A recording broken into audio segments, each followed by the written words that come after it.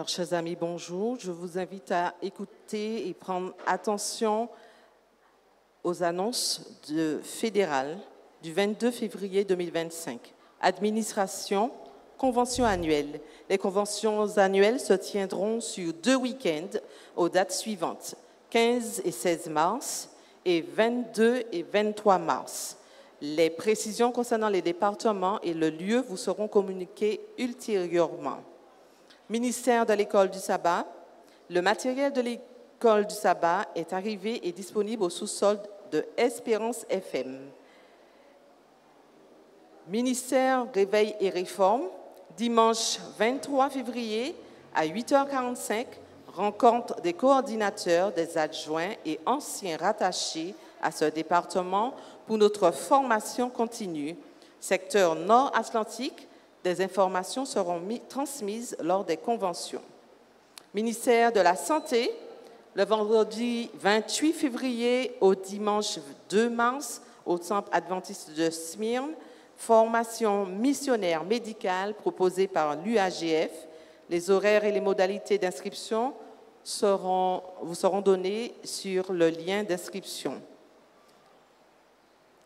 Ministère auprès des femmes, le samedi 1er mars, la journée internationale de prière des femmes. Toute l'Église est invitée à profiter de ce moment privilégié. Vous pouvez récupérer le sermon à la FEAM. Éducation, aux pasteurs et secrétaires de l'école de l'éducation. Prolongation jusqu'au 28 mars, délai de rigueur pour nous faire parvenir les documents joints en vue d'établir les statistiques. Voilà, alors, administration, trésorerie, l'installation d'un nouveau logiciel comptable pour les églises aura lieu conformément au planning suivant, dimanche 9 mars, pour le Sud Caraïbes et Sud Atlantique à la salle polyvalente de la Fédération. Nous vous remercions de faire des plans afin d'être présents avec votre équipe. JIA, ministère de la Jeunesse, 6e Camporé, le 6e Camporé de la Fédération Martinique aura lieu du 16 au 20 avril et se tiendra au site de Camp Rama. Le thème choisi pour triompher. Renseignements et inscriptions auprès de votre directeur de club, c'est-à-dire Sœur Salvador Rosa. Semaine de prière JIA. Vous savez que du 22 au 1er mars, 22 février au 1er mars, dans les communautés respectives, le thème de la semaine de prière est une communauté transformée. Je laisse le soin à Talia de vous donner les annonces locales. Annonces locales. Jeunesse, semaine de prière.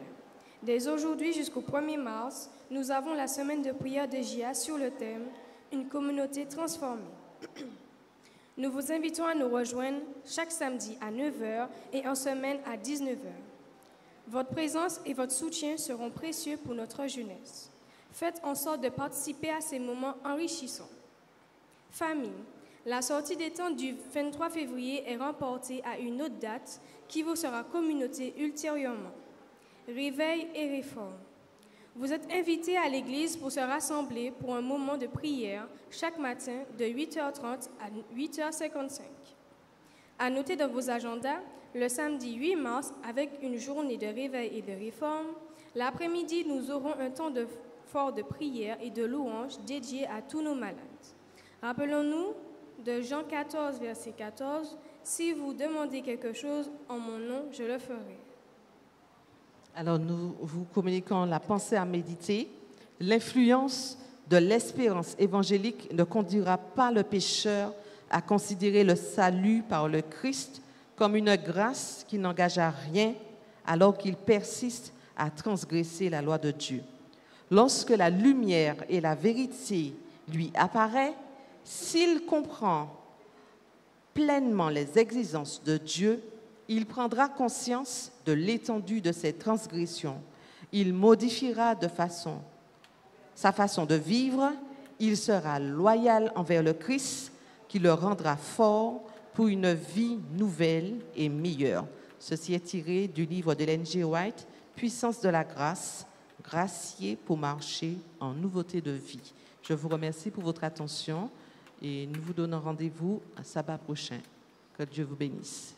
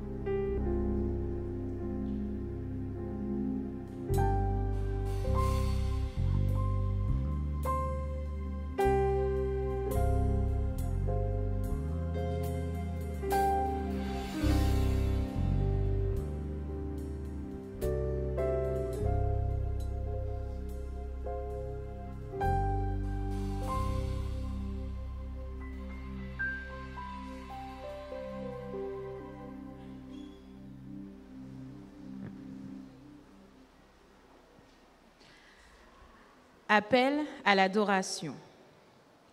Voici, ô qu'il est agréable, qu'il est doux pour des frères de demeurer ensemble, car c'est là que l'Éternel envoie la bénédiction, la vie pour l'éternité. Amen.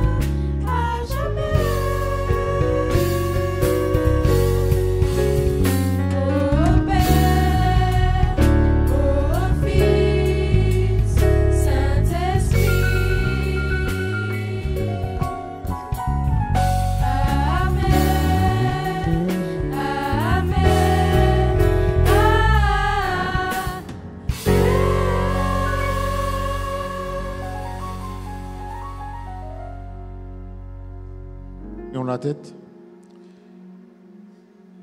Que ce culte soit dédié à Dieu le Père, Dieu le Fils et Dieu le Saint-Esprit. Qu'ils viennent prendre place dans nos cœurs, nous remplissent de paix, d'amour et de grâce, au nom puissant de Jésus. Amen.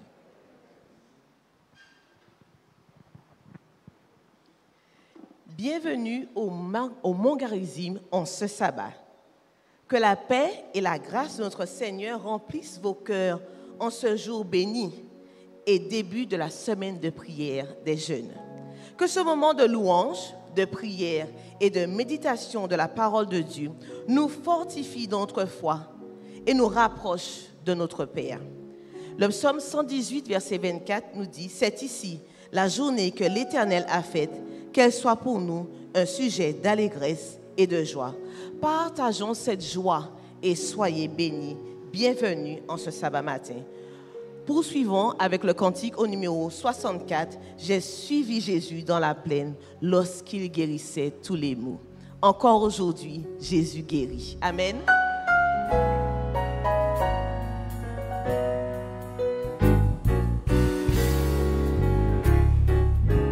Ensemble. J'ai suivi Jésus dans la plaine, lorsqu'il guérissait tous les maux, qu'il brisait du péché la chaîne et soulageait tous les fardeaux, qu'il m'aide de suivre sa trace en tout lieu. En me dirigeant par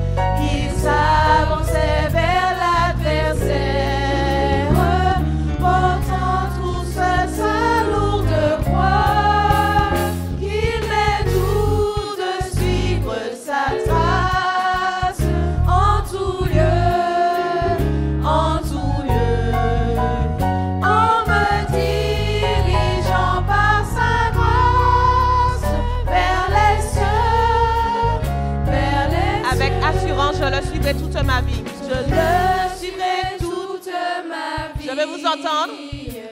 Où qu'il aille en triomphateur, avec assurance, jusqu'à la céleste patrie, où tout est paix, gloire et splendeur, c'est notre espérance.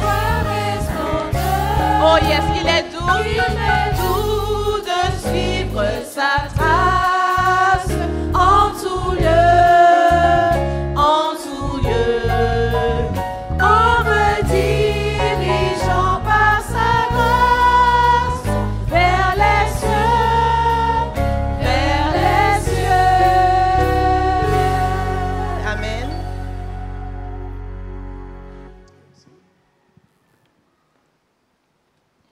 Je lis le texte qui servira de méditation au culte de ce midi, qui est tiré du livre de Luc, au chapitre 19, le verset 10.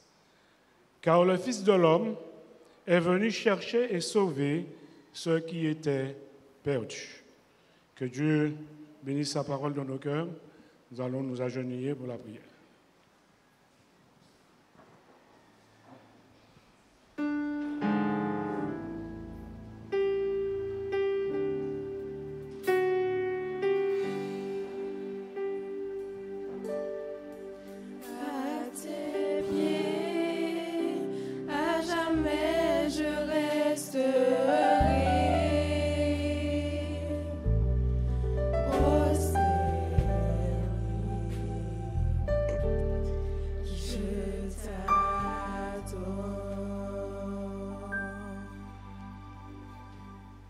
Notre Père et notre Dieu, chaque jour qui passe nous montre à quel point nous avons besoin de toi. Besoin de toi, Seigneur, dans notre pèlerinage ici-bas. Besoin de toi dans nos épreuves et nos difficultés. Et besoin de toi dans nos remises en question.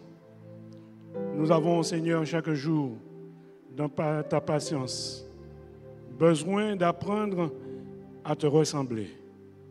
Et nous voulons, au Père, te remercier pour ta parole que tu nous donnes, dans laquelle nous pouvons nous plonger et immerger en ayant fait volte-face de nous-mêmes et rechercher chaque jour à marcher avec toi et que tu sois présent dans nos cœurs, dans nos vies, afin que nos paroles soient des paroles d'édification pour ceux qui nous entendent.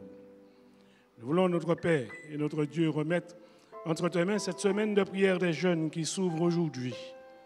Et nous voulons te les présenter, Seigneur, nos jeunes, qui devront braver des moments de choix, des moments de décision, des moments de difficulté où ils n'auront à se galvaniser en toi, au point qu'ils soient inébranlables, quels que soient les problèmes de la vie. Merci encore pour tant de considération pour chacun, sans exception ni d'âge, ni de race, ni d'apparence. Parce que, Seigneur, tu connais les cœurs, parce que tu nous aimes et que tu n'as aucunement hésité à envoyer ton seul Fils, Jésus, mourir pour que nous ayons en toi l'espérance. Ô notre Père et notre Dieu, tandis que tout au long de la semaine, nous avons mis de côté ce dont tu nous réclames afin que ton œuvre s'accomplisse, alors que tu pouvais le faire seul, Seigneur, mais tu veux, comme un père, comme des parents qui éduquent leurs enfants, nous amener avec toi, faire de nous des associés, des collaborateurs. Tu nous utilises, ô Père, par le biais de la dîme et des offrandes. Et nous voulons te remercier et te demander, ô Père, de bénir abondamment tous ceux-là qui ont emmené la dîme et les offrandes dans ta maison, et encore tous ceux-là qui ont la bonne volonté, qui ne le peuvent, mais qui y pensent et que d'une manière ou d'une autre y contribuent. Merci pour ton amour, ô Père. Et nous voulons, tandis que nous te prions, penser à Célia, qui normalement est en travail d'accouchement. Et nous voulons, Seigneur, remettre cette situation entre tes mains. Nous savons que ce n'est pas toujours facile. Il y a parfois des difficultés qui s'opposent. Il y a aussi la souffrance Nous te prions afin que, Père, tu passes ta main bénissante et que ce moment soit agréable et que ce bébé qui va naître soit à ta gloire et que ton nom puisse être, Seigneur, loué dans tous les lieux où il a été prononcé. Fais du bien à ton peuple, Seigneur, et puisses-tu être avec Bernard et Mireille qui parleront de ta part ce matin. Puisses-tu ouvrir nos cœurs, Seigneur, et nos pensées, afin que nous ne soyons pas insensibles à l'enseignement qui nous sera diffusé ce matin, car nous croyons qu'il nous vient de toi, que tu l'as inspiré et que c'est pour le bien de chacun. Permets-nous de passer ce sabbat agréablement dans l'adoration et dans la louange, car nous t'avons prié au nom de Jésus et pour ta gloire. Amen.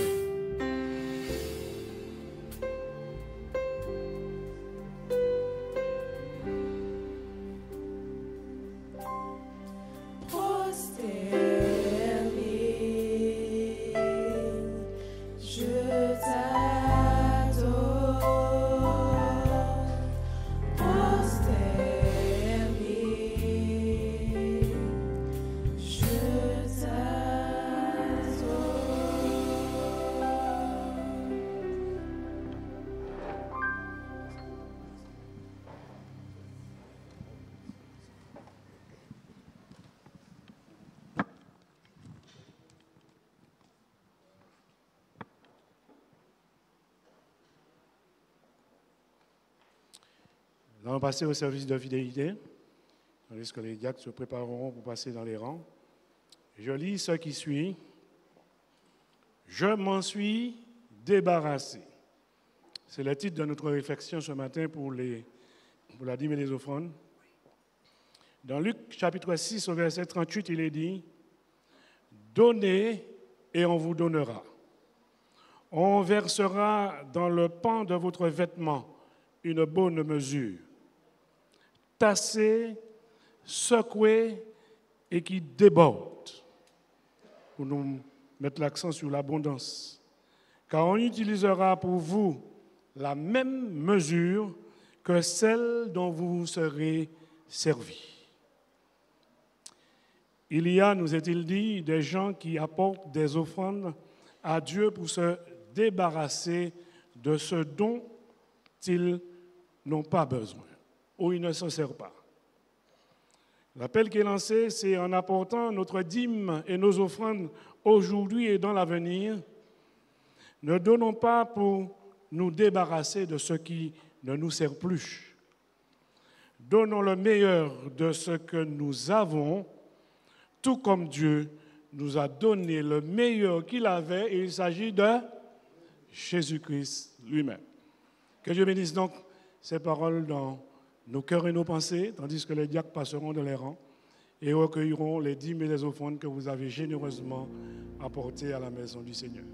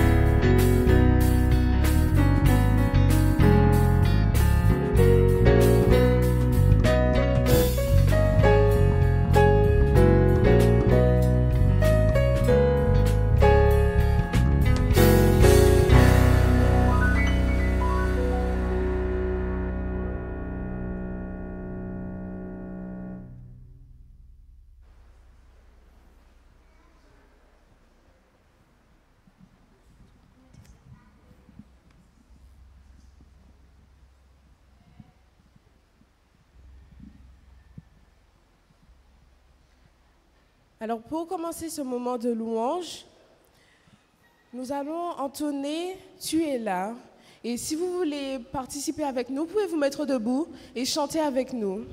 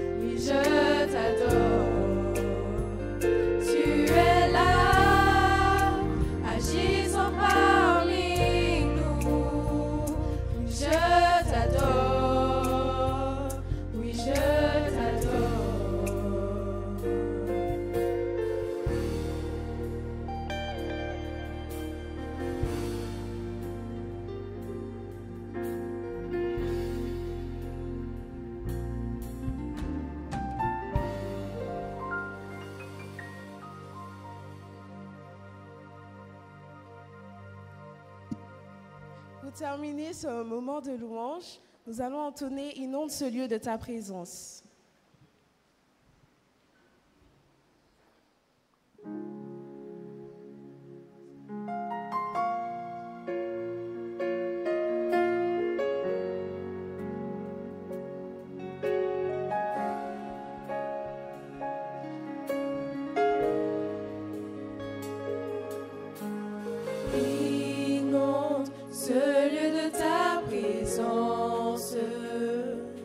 Nous avons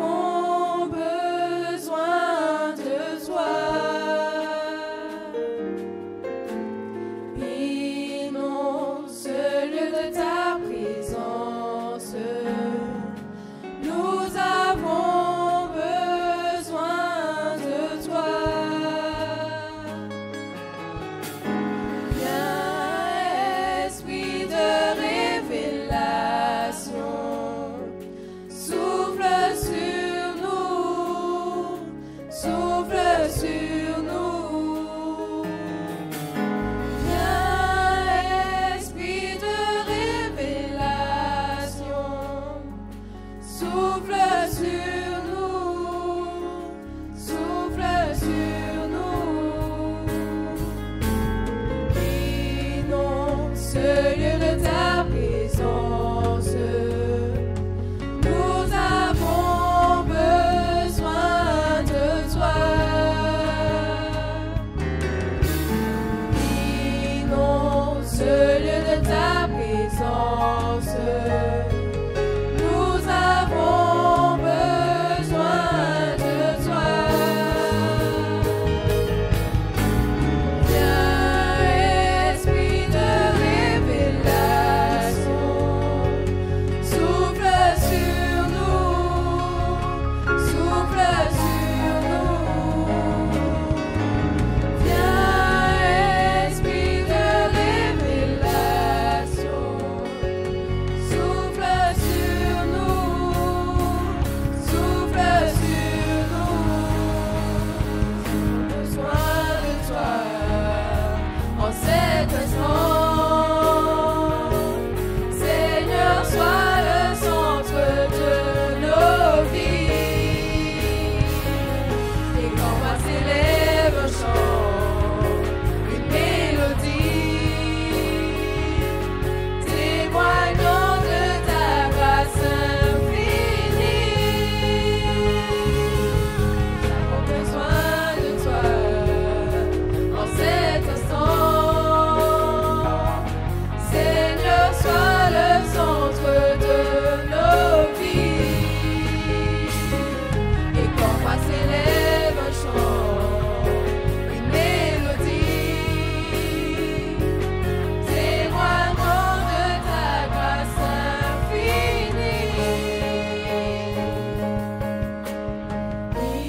Inonde ce lieu de ta présence.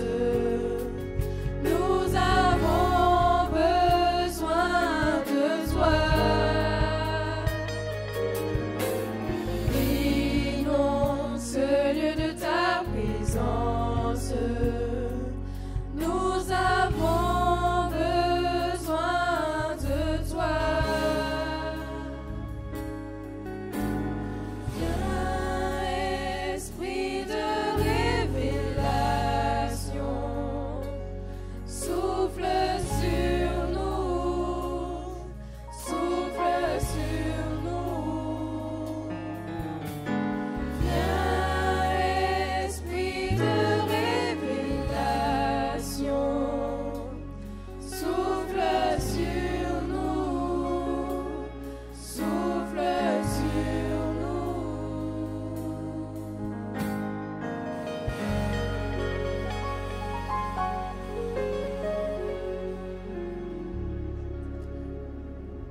Nous allons entonner notre chant-thème, Transforme-moi.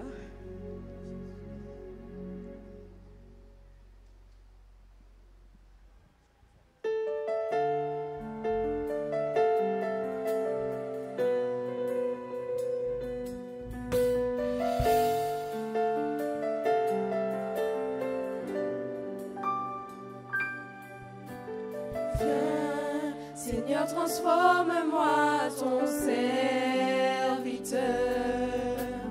Viens, renouvelle chacune de mes pensées. Viens, pardonne mes erreurs. Viens, et guéris mes douleurs. Viens, enlève mes peurs pour t'adorer, te louer, Seigneur. Seigneur, transforme-moi, c'est mon désir. Donne-moi un cœur nouveau.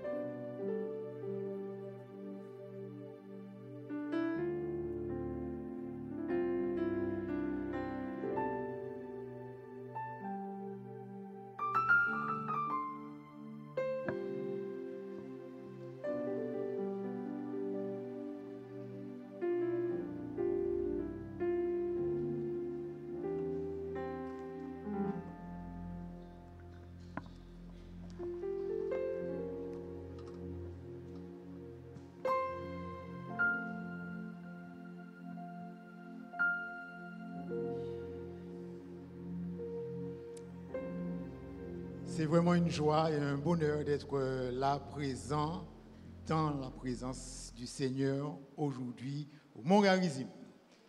Bienvenue à chacun de vous et que notre Père Céleste soit glorifié. Nous commençons aujourd'hui une séquence très importante dans la vie des jeunes adventistes du 7e jour. Pourquoi je dis que c'est très important? Parce que c'est une semaine mondiale.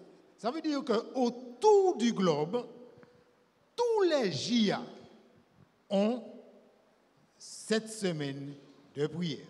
Donc vous avez des prières qui sortent de Russie, du Bangladesh, de Nouvelle-Calédonie, mais aussi de la Martinique et du Mont Garizim. Et je dis amen à ça.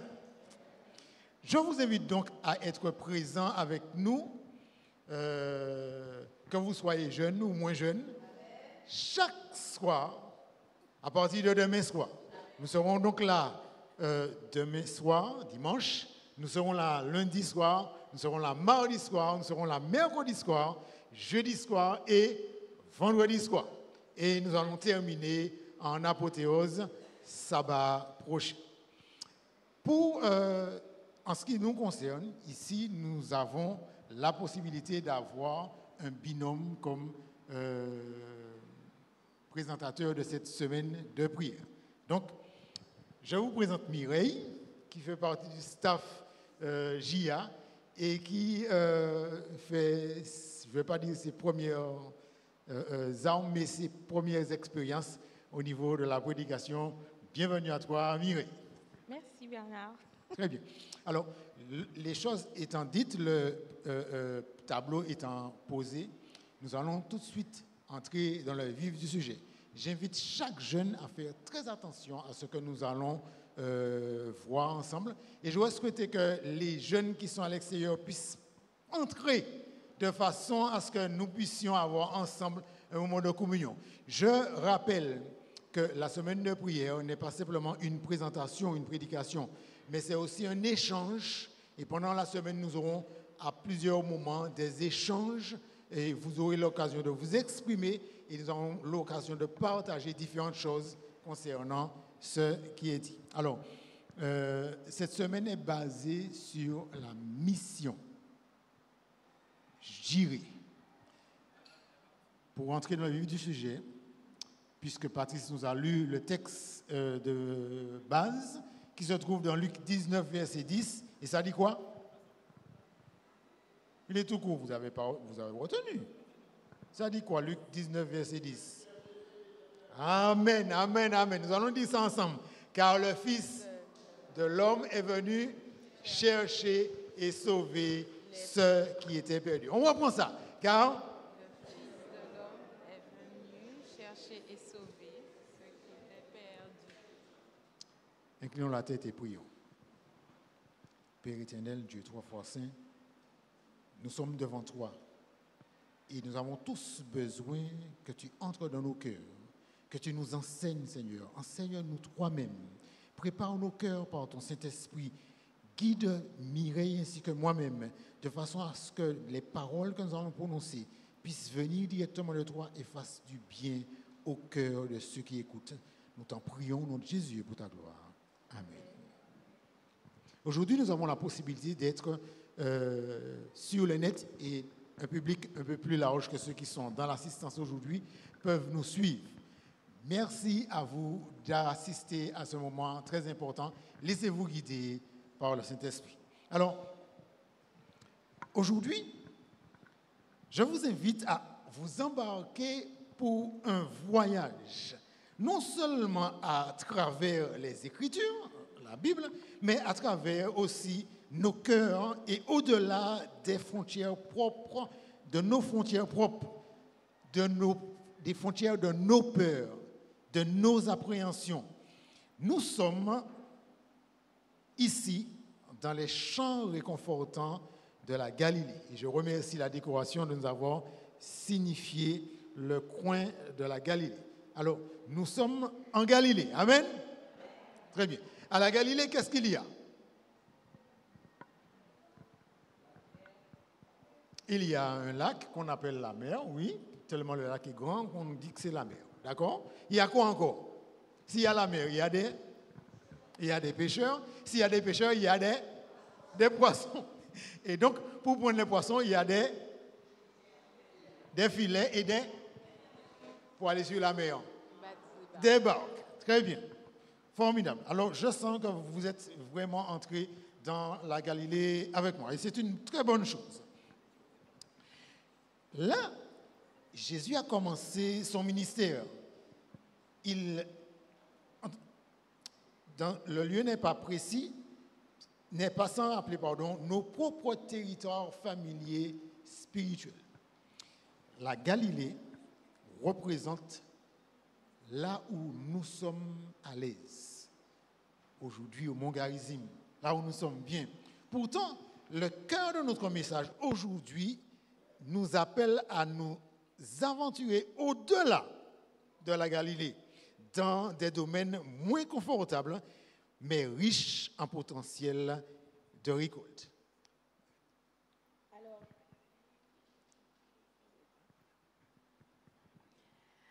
Alors, dans l'Évangile selon Marc, au chapitre 4, au verset 35, nous trouvons une directive émouvante du Christ. Alors, il dit à ses disciples, « Passons sur l'autre rive, c'est-à-dire l'autre côté du lac. » Jésus prend là une décision très audacieuse en emmenant ses disciples de l'autre côté de la mer de Galilée en territoire païen, dans une région où l'on s'adonnait à toutes sortes de péchés et où l'on y participait. Mais Jésus savait exactement où il allait. Ce n'était pas une décision prise au hasard. La décision de Jésus n'était pas prise au hasard. Pourquoi? Parce que nous avons dit tout à l'heure que la Galilée représente là où nous sommes à l'aise et tranquilles, là où nous sommes confortables avec Jésus. Nous écoutons des sermons, nous étudions la Bible, nous sommes tranquilles, nous vont prier, nous vont méditer tranquillement, il n'y a pas de souci. Là, en Galilée, on est bien spirituellement, même s'il y a quand même des choses dérangeantes, mais au moins, on est confortable. Mais, de l'autre côté du lac, l'autre bord, comme c'est inscrit là, il y a autre chose. Et Jésus qui invite les disciples à aller de l'autre côté a une intention bien particulière et bien spéciale. Il s'agit de quoi, Mireille? Alors, bien sûr, il ne s'agit pas simplement d'un passage physique de la Galilée à la Décapole, de l'autre côté de la mer de Galilée. Il s'agit d'une invitation spirituelle à traverser des domaines de la vie et de l'esprit qui nous sont inconnus. La Décapole est un réseau de 10 villes et était connue non seulement pour son allégeance à Rome, mais aussi pour ses pratiques païennes profondément enracinées. Une terre diamétralement opposée au paysage moral et spirituel juif. Ici, de l'autre côté, se dressaient des temples qui célébraient la richesse, la violence et les divinités hédonistes, ce qui représentait un profond défi au message d'humilité, de paix et de maîtrise de soi prêché par Jésus. Vous l'aurez compris donc, la Galilée, on est tranquille, on est bien, on est à l'aise parce qu'on est habitué là. Par contre, l'autre bord pour les disciples, c'était pratiquement la terre satanique. C'est comme si aujourd'hui je vous disais, maintenant, descendons à la Mangrove ou bien au Terre-Saint-Ville. Ça ne va pas. En plus, ces jours-ci, vous savez ce qu'il y a ces jours-ci en ville. Donc, c'est comme si je vous transporte du temple en tant que responsable chef religieux en ville aujourd'hui, là maintenant. Les Juifs considéraient l'autre bord, comme l'endroit où vivait Satan. Cet endroit-là était sombre et démoniaque. C'était l'endroit où Dieu n'était pas du tout. Personne ne va jamais, en tant que juif, à l'autre bord. Et surtout pas un chef religieux, un rabbin. Aller à l'autre bord était tout à fait incommodable.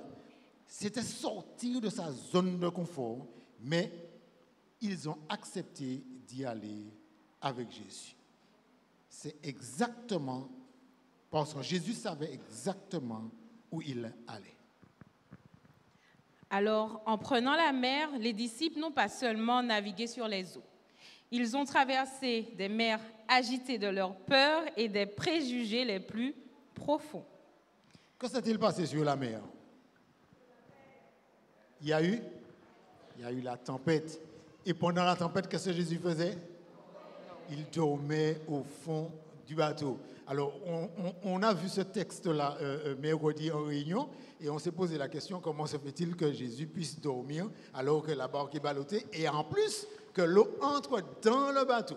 Alors, certains ont même posé la question, est-ce que Jésus a fait semblant de dormir ou pas? Bref, nous n'allons pas nous arrêter là-dessus, mais en tout cas, Jésus, lorsqu'il a été réveillé, a fait deux choses. Qu'est-ce qu'il a fait? Ce n'est pas dans cet épisode-là qu'il menace la mer. Il a parlé à la mer pour lui dire « Silence, tais-toi ». Et il a apaisé la mer. Et qu'a-t-il fait ensuite? Il s'est adressé aux disciples pour leur dire « Homme de peu de foi, pourquoi avez-vous si peur ?» Dans tout ce contexte, mes amis, essayez de voir, d'imaginer l'histoire. Ils sortent de la Galilée et Jésus leur demande d'aller de l'autre bord. Ils sortent du côté où ils sont tranquilles, bien à l'aise, où ils ont une vie spirituelle fructueuse, convenable, selon eux. Et pour aller de l'autre côté, là où Satan est. Et quand ils sont finalement sur la mer et que la tempête fait rage, qu'est-ce qu'ils se disent? Où est-ce encore? Où est-ce encore? Est-ce que ce n'est pas ce que nous nous disons lorsque nous avons une certaine vision de l'Église et que les dirigeants ou le pasteur nous emmène sur un autre côté, à réfléchir, à aller de l'autre côté, à sortir de notre zone de confort? Par exemple, allons-y ce matin, nous allons dire aux gens autour de nous, autour du temple, que Jésus veut les sauver aujourd'hui. Ah mais non, le culte n'est pas fini. On va trouver plein d'excuses. Mais on est venu pour adorer. On va trouver plein d'excuses. Et si par hasard on sort, et puis au moment où on sort, il y a quelque chose qui nous arrive là à l'entrée du temple, ouais, ça me dit, la tempête. Jésus a calmé la tempête. Et Jésus leur a reproché leur manque de foi. Que s'est-il passé ensuite, Mireille? Alors, venez avec moi un instant. Imaginez ce lieu de péché, sans restriction alimentaire et avec toutes leurs pratiques païennes. Je ne blâmerais pas du tout les disciples s'ils avaient fait demi-tour et étaient entrés chez eux.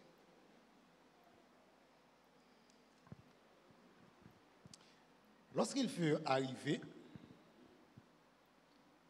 sur les rives de la Décapole, quelque chose de terrible va leur arriver. Je prends le passage dans le livre Jésus-Christ à la page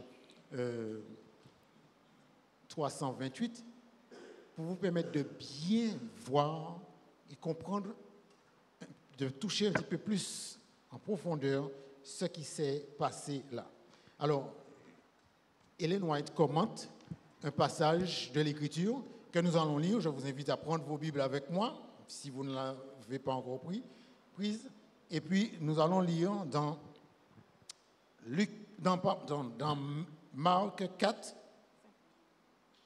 Marc 5, au verset 1. Marc 5, à partir du verset 1.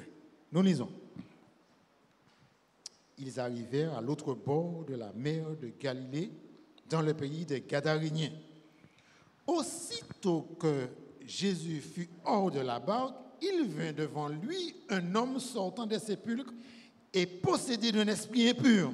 Cet homme avait sa demeure dans les sépulcres et personne ne pouvait plus le lier, même avec une chaîne, car souvent il avait eu des fers aux pieds et avait été lié de chaînes, mais il les avait rompus et brisé les fers. Et personne n'avait la force de le dompter. Il était sans cesse, nuit et jour, verset 5, dans les sépulcres et sur les montagnes, criant et se meurtrissant avec des pierres. Ayant vu Jésus de loin, il accourut, se prosterna devant lui. Je vous pose une question. Le verset 1 commence avec quel mot? Le verset 1 commence avec quel mot? Il. Le il a combien de lettres? Ça veut dire quoi? Ça veut dire que c'est les disciples, c'est l'ensemble, c'est un ensemble, c'est un groupe de personnes qui arrivent là. Vous ne trouvez pas bizarre qu'à peine on a commencé le verset 1 avec un il au pluriel, le verset 2 est tout de suite au singulier? Regardez. Aussitôt que Jésus fut hors de la barque, il vint au-devant de lui, un homme sortant des sépulcres. À votre avis, qu'est-ce qui s'est passé là?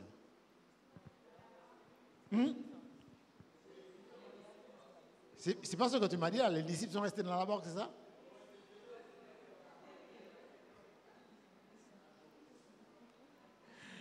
Jésus fait nous sortir Galilée, qui a dit nous aller là, nous apprenons tempête, nous apprenons paix, et puis actuellement, monsieur qui a descendu nous là. Jésus n'est pas le seul qui est descendu de la barque, qui soit descendu de la barque. Les disciples aussi sont descendus de la barque. Mais écoutez ce que Ellen White dit.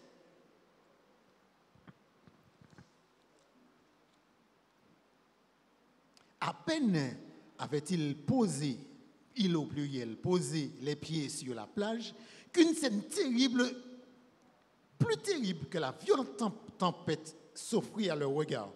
Deux aliénés cachés parmi les tombes se jetèrent sur eux comme pour les mettre en pièces. Des morceaux de chaîne qu'ils avaient brisés en s'échappant de prison étaient encore attachés à leurs membres. Leur chair tailladée par les pierres tranchantes saignait. C'est pourquoi ça saignait. À travers leurs longs cheveux emmêlés qui retombaient sur leur visage, les yeux brillaient d'un éclat étrange. Les démons dont ils étaient possédés leur ôtaient toute apparence humaine. Ils ressemblaient plus à des fauves qu'à des hommes. Terrorisés, les disciples et leurs compagnons s'enfuirent. Vous menez nous et l'autre bord, mais nous ne pas rester là. Là, trop raide. Et ils ont pris la fuite. Le maître était resté à l'endroit même où il l'avait laissé. S'apercevant bientôt que Jésus ne se trouvait pas avec eux, ils retournaient en arrière pour le chercher. Ils trouvèrent donc le maître qui était resté à l'endroit même où il l'avait laissé. Il ne fuyait pas devant les démons, celui qui avait apaisé la tempête et qui auparavant déjà avait affronté et vaincu Satan. Quand les deux hommes grinçant des dents, la bouche écumante, s'approchèrent de lui, Jésus étendit la main même qui venait d'imposer le silence au flot. Et ces hommes n'avancèrent pas. Ils se tenaient tremblants de rage, mais impuissants en sa présence. Ils veulent détruire Jésus, mais ils sont arrêtés par une force indescriptible. Avec autorité, Jésus commanda aux esprits impurs de sortir d'eux. Ces paroles pénétrèrent les esprits obscurcis de ces deux infortunés. Ils percevaient confusément qu'une présence inattendue pouvait les délivrer de leurs tortionnaires. Alors ils tombèrent aux pieds du Sauveur pour l'adorer. Mais à peine avaient-ils remué les lèvres pour implorer sa miséricorde que les démons prirent la place et parlèrent, criant avec véhémence. « Que me veux-tu, Jésus, fils de Dieu, fils du Dieu très haut ?» Qu'a répondu Jésus? Jésus a dit au démon, « Tu sors, vous sortez de cet homme, vous sortez d'eux à l'instant, vous les laissez tranquilles. » Jésus a voulu absolument les délivrer. Mais quand il a voulu les délivrer, les démons ont encore osé dire quelque chose. Ne nous envoie pas loin du pays. Et Jésus leur a demandé, quel est ton nom? Et ils ont répondu quoi? Légion. Et Marc dit, parce qu'ils étaient plusieurs. Une légion, c'est un grand bataillon, un grand corps d'armée. Et donc, ces hommes-là, ou cet homme-là, avait plusieurs démons. Quel est ton nom? Il reçut cette réponse. Légion est mon nom, car nous sommes plusieurs. Se servant de ces malheureux comme moyen de communication, les démons supplièrent Jésus de ne pas les envoyer hors du pays. Un vaste troupeau de pourceaux paraissait sur un coteau peu éloigné. Les démons demandèrent qu'on les laissât entrer dans les pourceaux et Jésus le leur permit. Une question. Que représentent les pourceaux, les ports, pour les gens de l'autre bord? Mireille. Alors, la Décapole était également un centre de pouvoir romain. 6000 soldats étaient stationnés sur l'autre rive. Alors, le symbole de la Légion était une tête de porc. Ah. La Décapole était un lieu où l'on adorait les porcs. Wow. Ceux qui donnaient à manger aux porcs s'enfuirent et l'on raconta l'histoire dans la ville et dans les campagnes et l'on sortit pour voir ce qui s'était passé. Vous comprenez donc,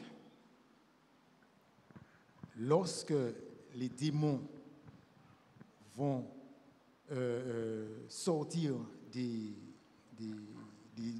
ces hommes-là, ils vont demander à Jésus d'aller dans les pourceaux, dans les cochons.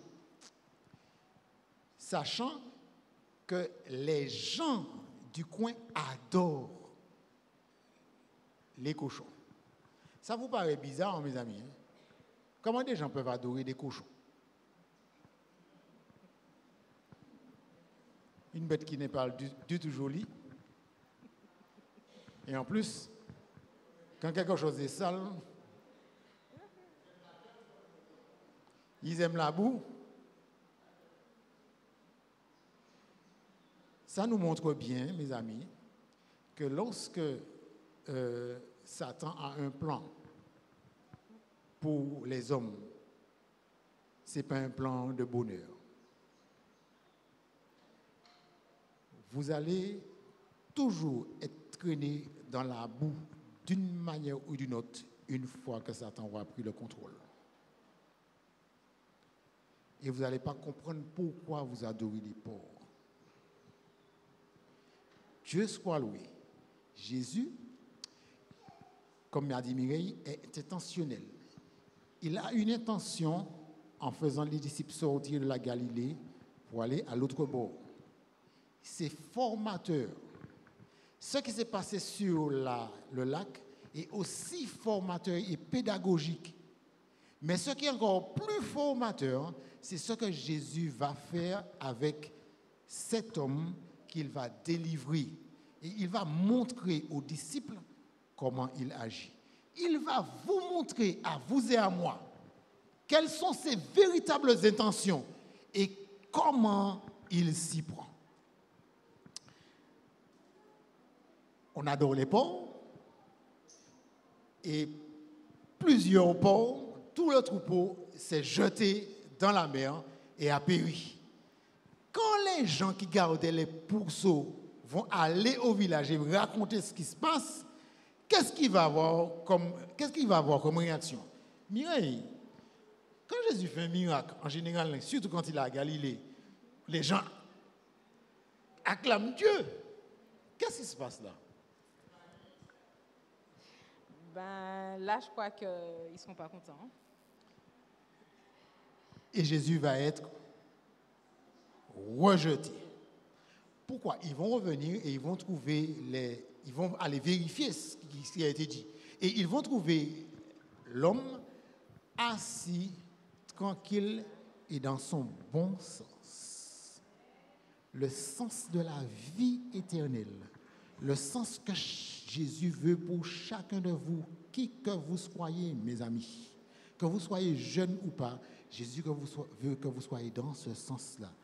Que vous alliez vers la cité céleste qu'il a préparée pour chacun de nous. Dans son bon sens. Et cet homme l'a libéré de tous les démons est maintenant dans son bon sens. Est-ce que vous voulez être dans le bon sens? Regardez ce que fait un homme qui est dans son bon sens. Et vous allez comprendre que peut-être il se peut que nous ne soyons pas vraiment dans le bon sens et que les disciples à ce moment-là n'étaient pas du tout dans le bon sens. Jésus va libérer cet homme. Les gens vont venir voir. Ils vont constater que les ports sont détruits. Et là, ils vont supplier Jésus de faire quoi, Mireille? De partir. Nous parlons. Pourquoi, Mireille? Parce qu'ils étaient aveuglés par leur vision du monde et leur peur. Ils ne pouvaient pas apprécier l'œuvre miraculeuse de Jésus. Au lieu de se réjouir, ils ont réagi avec crainte. Ils ne se sont pas exclamés « Voilà un homme qui a du pouvoir, c'est formidable ». Ils n'ont pas pensé « J'ai une mère malade, un enfant tourmenté, un ami troublé. Cet homme puissant pourrait les aider ». Pas du tout. Au contraire, ils ont supplié Jésus de partir. Il a du pouvoir, mais il est de l'autre côté.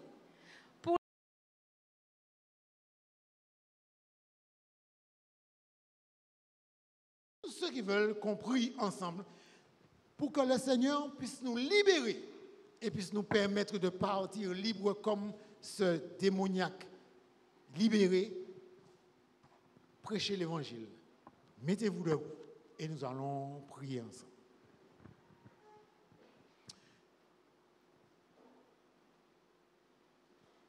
Je vais encore oser dire quelque chose. Nous avons besoin non seulement de cette prière que nous allons faire là maintenant, mais des différentes prières qui vont être organisées pendant toute cette semaine. Je vous donne donc déjà rendez-vous demain soir. Nous allons voir un autre sujet et prier ensemble. Et ça, cet élément-là va nous permettre d'être transformés par le Saint-Esprit pour être de vivants témoins. Et les méditations vont nous donner des armes, des techniques, des moyens pour pouvoir toucher un public plus large encore. Alors que je me mets à genoux, ceux qui peuvent se mettre à genoux, et nous allons prier. Ensuite, nous allons terminer avec le chant qui suit.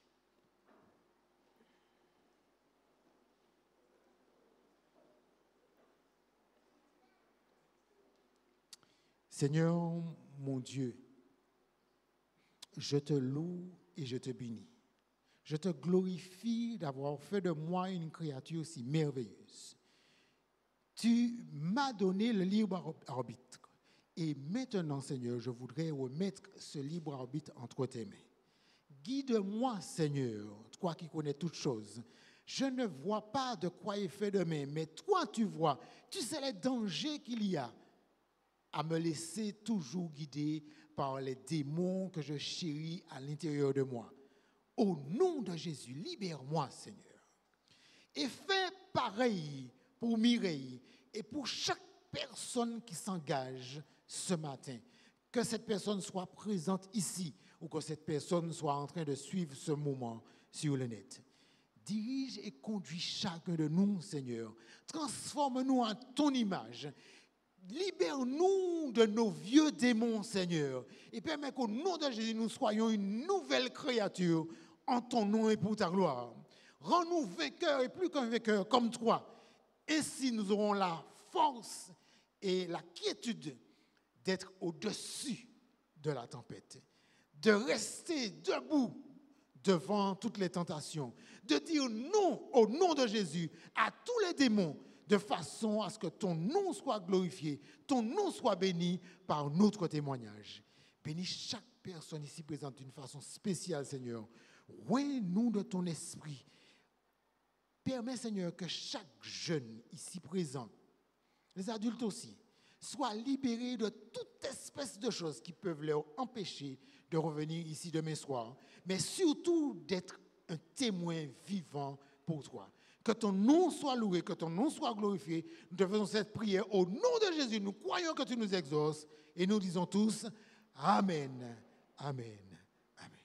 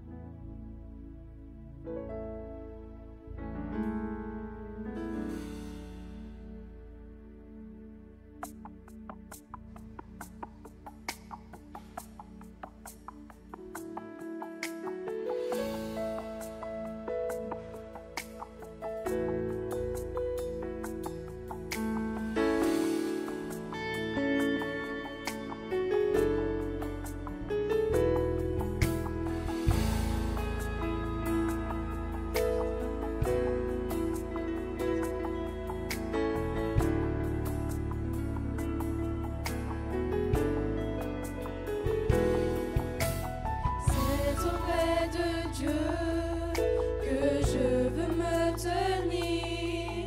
Il est mon sauveur, mon roi.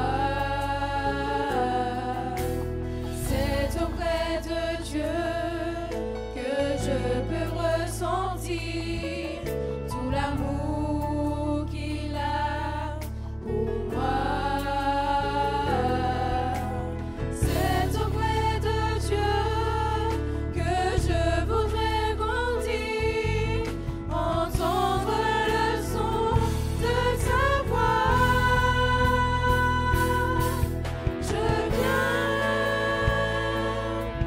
Je viens devant le trône, par ta grâce je le tiens. En ta présence je lève les yeux vers le lieu saint pour contempler ta face. Je veux rester près de toi.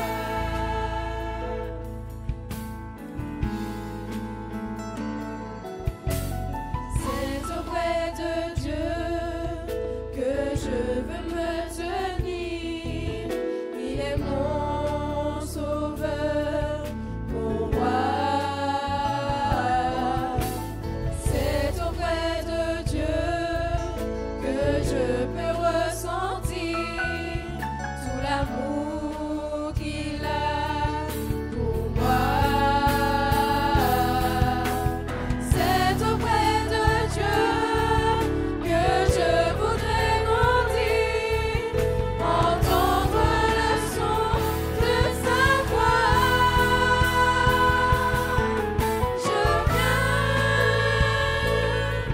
Je viens devant le trône, par ta grâce je le tiens. En ta présence je lève les yeux vers le lieu saint pour contempler ta face. Je veux rester près de toi. Je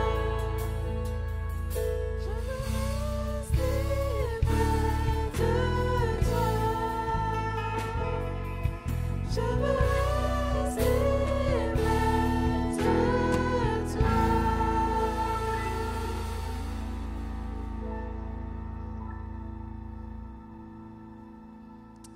Inclinons la tête pour la bénédiction. Seigneur mon Dieu,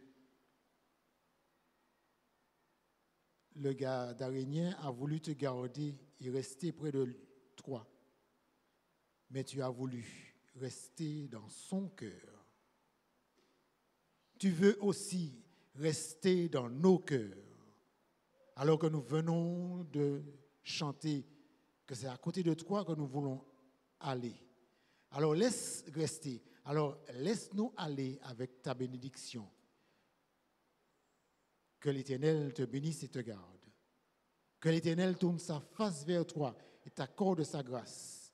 Que l'Éternel fasse luire sa face sur toi et t'accorde sa paix dans le nom puissant de Jésus. Amen.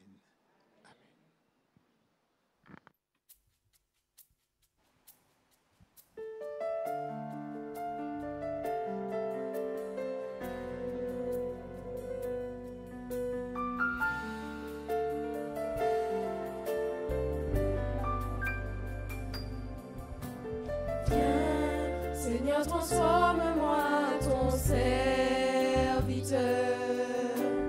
Viens, renouvelle chacune de mes pensées. Viens, pardonne mes erreurs. Viens, et guéris mes douleurs. Viens, enlève mes peurs pour t'adorer, te louer, Seigneur. Seigneur, transforme.